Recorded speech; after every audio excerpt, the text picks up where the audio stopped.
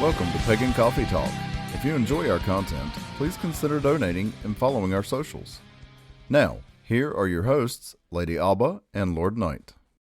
So, sounds like we have had some interest in or some questions about croning. Yes. Recently. Okay. Where would you like to start? Well, how about what is a crone? yes. Can we start with that? What is one? Sure. I mean, if we want to get technical, Yes. it's just an old lady. It's just an old lady. Yeah. That's it. A crone is any woman who is past her ability to naturally conceive a child. Right. That's it. That's it. So the funny thing is, right, a crone could be 45 years of age or 65 years of age. I mean, or older. Or even younger. Or anything in between, yeah. Yes and no, though. Because I do think, right, I mean, let's put medical situations aside. Right. You know.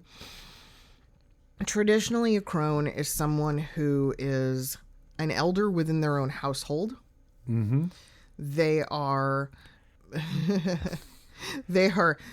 definitely well within their rights to obtain their senior citizen discounts. Yes.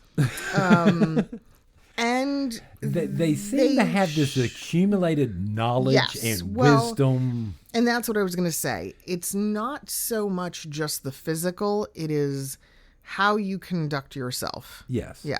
A crone is wise in a way that is speaky little, listen much. Yes. Yeah. Very much. And crones are, in most instances, they're not quick to emotion. They're not quick to reaction. They're not quick to anger. They're not quick to much of anything. No. They very much sit back, take it all in, and offer their advice or their thoughts or their opinions when it's absolutely necessary. Now, the closest I've ever seen on TV to what we refer to as a crone would be what? Granny from the Beverly Hillbillies? Maybe? Maybe not quite as flamboyant or over the top, but yeah, this knowing how to do these healings and certain... There are not a lot of great examples of crones on television because, of course, I mean, Hollywood loves young and beautiful. So, I mean, the crone character for many storylines is not even all that interesting. She has often been vilified. She's been neglected. She's been turned into the Wicked Witch sort of thing. When they were turned into the three witches with the one eye and from Greek mythology. Yep. So, I mean, I can't think of a pop culture reference. Crone. No. Not something that really cements all of what she should be. Right. Okay. So now the traditional requirements, not saying agree or disagree. But okay. So traditional requirements was based on craft. Right. Based on craft was one must have given birth and be gone through menopause. Okay. Which this then starts a different argument on this or a conversation on this. Oh, yeah. So, you know, we have to deal with the biological fact. Everybody then wants to know, well, what if you haven't given birth, but you've been pregnant? Right. What if you were unable to give birth? Right. What if you wanted to give birth, but you couldn't get pregnant? What? You know, right? What if you have children, but you never gave birth to them? Yeah. Yeah. We could play that game all day long. I think for modern craft, it doesn't really matter. No. I think the reality is that you have to have been a mother. Yes. That is really the marker. And please, I don't want to hear any, and because I know it's coming, I don't want to hear but I have pet babies. I was about to ask you that. What about the fur babies? No, I don't want to hear it. That's not quite. Because for every woman that takes the crone title, whether they themselves have had a child of their own, believe me when I say that becoming a mother, be it by choice, by circumstance, by any kind of strange adoptive process, right? Whatever it might be. Trust me when I say that sort of is the moment where you know that relationship is priming you for crondom. Yeah. But aside from that, yeah, you're done with menopause. You no longer bleed. You cannot conceive anymore. I mean, those are... Now let me ask you. Is this going to sound really weird? Bear with me for a second. Sure. Is a croning a female mystery, or is it craft? Is it part of our religion, or is it just something that came from the female mystery? I'm not saying this. Yeah. Because then my question is what spiritual or religious significance does having a croning do? It's not like a first degree. It's not like an initiation. Right. So, we're back to a ceremony versus just life. Right. So, in my opinion, okay, and this is not to take anything away from anyone else. A croning is simply an acknowledgement that is honorific. Right. It really is just usually inside of a covenstead an acknowledgement of an elder female who has contributed much to the community over the years, who has left a mark, but who maybe has never gained an initiation beyond a first degree. Right. That to me is someone who is deserving of a croning. Okay. Because to crone a second or to crone a third, that's ridiculous. Yeah. I see. There's no point in that. And this is where I do get frustrated, because we do see a lot of covens that start doing, the croning of lady such and such. And then we have the queening of lady. Oh, stop it. Why are we inflating egos more than we need to? What is that about? All right. Then here's my next question on this. All right. There's no male equivalent of this ritual. There is. There is? I've never seen it. Oh, of the ritual. Right. There's no hermiting. No. Right. There's no get off my lawn. Yeah. But we could make it, because that would be a great one. Yeah. It's the great get off my lawning. Exactly. Because again, it's ego. That's what I find so funny about this. When men hermit, right? When men, or sage, if you want to be, right, make it sound nicer. When that process, they literally, it is what it is. It's isolation. They go off into they're like, leave me alone, right? Cut your hair, pull up your pants, eat a sandwich, get off my lawn. That's it. They don't want the pomp and circumstance. Somewhere along the line, however, because of matriarchal, the reclamation, right, of the matriarchal belief systems, right? We have to honor the crone. We have to honor the crone. Okay. Go sit down with your grandma for 45 minutes. Yes. Honor the crone. Go volunteer a few hours a month at an old folks home, or at a memory care clinic, or anywhere that is packed with elderly people. Go honor the crone. The great irony of that process is that in most cases, you're talking about a society that is largely forgotten and shut away. Yes. So if you want to honor them, go be amongst them. Yes. That's it. Because unfortunately, again, I know I sound like a broken record here, but the ego thing, I see too many places where it's like, so-and-so turned 50, it's time for a croning. If she's a spry, active 50-year-old who still has children, maybe in their early 20s, she's going to yoga class every day, she's still working and has a job, that woman is not being croned. That is not the criteria, No. That is, and look, the longer we live, the more delayed this idea of what a crone is. Yeah. It delays, it defers. So it used to be when we were kids, right, celebrating somebody's 50th. I mean, not that that's not a milestone now, But it made more sense. We remember that, oh, you used to have a retirement party when you turned 60. Yeah. Now people are working till they're 75. Yes.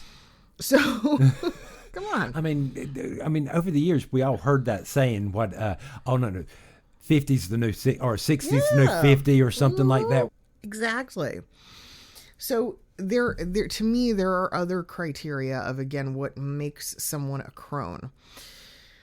My personal belief in this, largely, and this goes for men and women, right? So the hermit as well. It is when you have reached a point in life where your body has given up. Right. Or is no longer serving you, but your mind still is. Yes. That's one of the key components. Okay. So, yeah, I can't do the things physically that I used to. I need help with certain aspects of day-to-day life, but my mind is still there. Yep. Is still active, is still functional, is still able to be a productive member of the society, whereas my body is not. Because that's, if we go back anthropologically, right, that's what it would have been. Grandma is not able to go out into the field anymore. Right. Right. But that doesn't mean she can't watch the 6-year-olds and tell stories. Right. Doesn't mean that they can't do. They're still productive. Yes. They are still active, productive members of society. Yes. And that's the thing we forget. And it's where our elderly, in many cases, it's sad. Well, I mean, we sort of treat, we do the whole eldering thing about the same way. It just sort of, there's no ritual. There's not at least not in our tradition. There's no ritual or anything for that status. It just sort of happens. Yeah. Yeah, agreed. A lot of why I think croning has become more popularized now, especially, is because we are in this era of women, again, the reclaiming. It's very new agey, right? I no longer bleed. Let's celebrate. Because it's the opposite end of what we did when you first bled as a teenager, right? Or, young adults. So it's the same idea, right? Oh, we celebrated that, so now let's celebrate this other side. This is a very new phenomenon. Right. Okay. I mean, because for us guys, can we I don't be celebrate the graphic first here? time we. Can I be graphic here? Yeah. Did you celebrate your last poop? I mean, okay. What's... I don't see... What? Well, again, guys do not celebrate the first time they have a dream. Yeah. Mm-hmm. All right? It's not like, oh, hey, no. Yeah, I got a boner. Wee. That's what I made mean. a mess. That's what I mean. It's this is all very much the female reclamation right. religious space. We just see it as normal. It just is what it is. It's just it's the cycle. It happens to all of us. Yeah. And please don't wig out if you look at somebody going, hey, so what are the traditional requirements to do that? And they tell you all a bunch of stuff that you don't agree with. That doesn't mean they follow it that way. Yeah. But again, I just think you're not going to see a ton of traditionalists doing this. No. Because then we also become participation trophy witches. Yep. Right? Okay, so it starts with a wickening. So then we have something, a paging, right? Or a maidening for, puberty. And then we get in, and then you've got the hand fastings for marriage. And then it's like, oh boy, come on. I can understand the want to feel connected to your faith. And I understand the want to kind of parallel maybe what you grew up with. Right. Or to feel like there's a connection there. But again, for most traditionalists, that is doing the opposite of what your faith is supposed to do. That is making it the me show. Right. Instead of putting the focus on the faith. Instead. Yeah. You're almost going, it's about me in relation to the faith. No, it's not. No. It's not. I mean, because at the end of the day, the faith will still be there without you. Right. I mean, and the cycles will continue. without us. Without you. Yeah, they keep on going. So it's always very interesting to see that, like, you know, but again, you know, social media, TikTok, rest in peace. Sorry, had to do it. Who knows? By the time this airs, it might be back. I don't know. But, you know, we see all these cool things now on, like, Instagram, and, you know, these like the photographers that take women over the age of 50 out into a field and dress them up like a goddess and do goddess photography. And great. That's fantastic. That's super fun. Please don't call it witchcraft. Please. Where is that? What? That's not.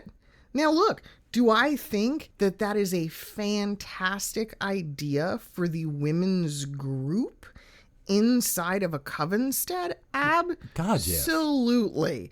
Get together, hire a photographer, dress up, be silly, have fun. Right? This is actually sounding like fun. Absolutely. Get a bunch of headdresses, do the maids, do the married women, do the moms, do the crones, do people individually. That sounds like an incredible way to celebrate womanhood. I would agree with you together, you know? The men do the same thing, just hand them a block of wood and a Polaroid camera. They don't need the whole shebang. They really don't. They don't want, trust me, they don't need hair and makeup. They don't really care. Just the majority of times you give us a basketball set on a court, we'll figure out something to do. That's my point. Just give them an activity or a thing and maybe get a photographer to take random pictures. That's fine. But that is a celebration in a different way, and it's unifying. Right. And it's all the stages. But to continually single people, I mean, come on, we also have some covens where people are getting older and you've got larger numbers in these older categories. You'd be having a croning a week in some cases. And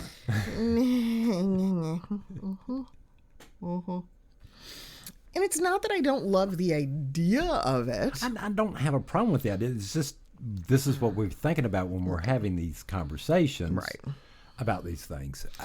Yeah, I mean, to me, it seems like there is a better way to make that connection and not have it be, again, all about ourselves or all about the individual. That's where it's tough, you know, because we want to honor people. We want to celebrate them. But at the same time, like... Well, no, I'm going to say this. Now, as a priest, and I'm looking at this ritual, and I really am very tempted to always, here, High Priestess, this looks like completely your stuff. Yeah. And not me. So I'm going to go back over here and play with my Legos. And I get that. Yeah, absolutely. And I mean, vice versa. When I'm looking at you going, you know, where's my my treasury report? I mean, you know, it's the same thing. Yeah. But there's, again, this is a tough topic because I don't want to take away. No. But it's like, okay, like even the idea of a wickening, because if we go on the other end of the spectrum, in theory, I love the idea of a wickening, but it's not a sacrament.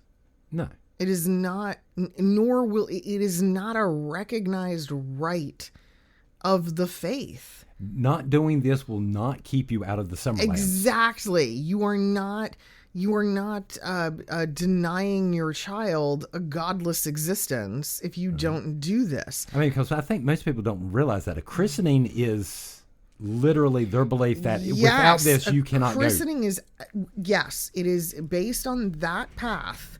Absolutely essential. If this rite does not happen, this child's soul is in danger. Right. Yeah. The bar and bat mitzvah of the Jewish faith, it's the same thing. There, without that passage, that ceremony, that person is not viewed as an adult inside of the tribe that is the religion. We don't have that. We are so cut and dry. You are an initiate or you're not. No. That's it. And not being being initiated or not being initiated still will not keep you out of the summer lamps. Exactly. We don't believe there's no barrier by not having a degree to practice the faith or participate or do certain things. We just see it as a higher attainment of knowledge that makes people clergy versus not. Right. That's really, I mean, if we want to be very, very basic about it. So this is, I think, part of the reason why, when we hear some of the elders talk about the newer practices, they kind of roll their eyes and they seem a little disgruntled and curmudgeon-y about it. Right. Because it's why? Why is that even necessary? Why is that a thing? Or is all of this an attempt to get us together more often as a coven to strengthen those bonds? I wish it was. I see these practices mostly being carried out by people who are unassociated with a group or with a church of pagan practice. They're operating on their own. Yeah. Or, they're bringing in a practitioner for that particular service, but then that's it. They have no further interaction. So I don't know. Oh. That's where it look, hand fastings, Wiccan weddings are at an all-time high. But none of these people are part of churches. There are very, very few of them. So go figure. A pagan wedding is trendy. I did not realize that. Yeah, very. Oh my God, extremely. A pagan wedding in the woods is all the rage. Mm-hmm. My daughter's boyfriend, who ordained himself to marry a family member years ago, recently conducted a wedding for a friend. It was a pagan ceremony. And I was looking at him going, what the hell do you know about pagan this ceremony? Yeah. And he was telling me all about how he had to learn to tie knots for the ceremony. And he told me that was the hardest part of the whole thing was I had to learn how to tie this really intricate Celtic knot. And I'm like, let me guess, because you tied them together in a hand fasting. And he was like, yeah. I guess so. I'm like, yeah. That's just wild to me. But yeah. I mean, there's parts of that ritual I know, and I'm like, I know y'all didn't do those because... Oh, no. This is where, I mean, we're in this really interesting spot right now where the internet offers enough material for people to be dangerous without a real understanding. And this is being dangerous. Right. This is just what everybody's doing. So anyway, I got the chance to see the pictures, right? Yeah, beautiful outdoor service, very woodsy, very, very pagan, extremely. I mean, like the bride was dressed like she was just stepping out of the Renaissance Festival. I mean, all the things. Yeah, I think the groom had horns. I mean, but here was the part that got me. Because these are the moments. This is how you know. And I mean, again, I'm not bashing on anybody's wedding. It's your wedding. It looked beautiful. I would have come. It looked like a hoot. The bride was walked down the aisle by someone dressed in one of those dinosaur costumes that you see, on where people, the dancing dinosaurs, the big blow up dinosaur costumes. Yeah, I guess her father is not in the picture. And so she was walked down the aisle by a dinosaur. There's a part of me that finds that infinitely hilarious. I'm like, that's amazing. Absolutely. Dance with your dinosaur down the aisle. Incredible. On the other hand, as a pagan priestess, I can't preside over that. There's no way. Right? As a third degree, I'm like, listen. Right? And will I marry you, right? Like, will I conduct a ceremony? Yeah. You have two choices. Yes, absolutely. We can conduct a private, small ceremony where we marry you in ritual space. And then we do the wedding for everybody else. Fine, have your dancing dinosaur, and I will act more as an officiant. Totally fine. Or let's have a ritual space. Let's do the wedding, the hand fasting, whatever you want to call it, and then leave circle dancing with the dinosaur or something like that. I don't know. But But some of these other parts, I'm like, and look, and people think, I mean, again, because we are that society now of everything's available, all the information is out there, but is it? Because my daughter's boyfriend performing this ceremony, did he take his role seriously? Absolutely. These were close friends. He was honored to perform the ceremony. Did he memorize the words? Absolutely. Did he learn how to tie all these fancy Celtic knots? Absolutely. But does he have any clue the significance behind them or the lore or the history? No. Or the purpose of what you're doing and why you're doing it. Right. That's something. Yeah. Yeah, I don't like it. I understand that. Yeah, I don't like it either. It bugs me. It really, like, that genuinely irks me. Because it shouldn't, but again, that's a traditionalist talking. Yes. Right? Yeah. Yeah. It upsets me because that's it. My brain automatically goes, where's the tradition? Where? What happened? What did you do? You're swearing loyalty to someone else and oaths and stuff like this in front of the gods. Yeah. Yeah. Yeah. To us, you can't get no more sacred, no more. No. And I don't know if I'm going to cross the line here, so go for it. We'll decide if maybe this will get edited out. Maybe it won't. In a traditional setting, that union would be for a year and a day, at which time that bride and groom would need to come back and sit down with the priest and priestess who officiated their wedding. Yep.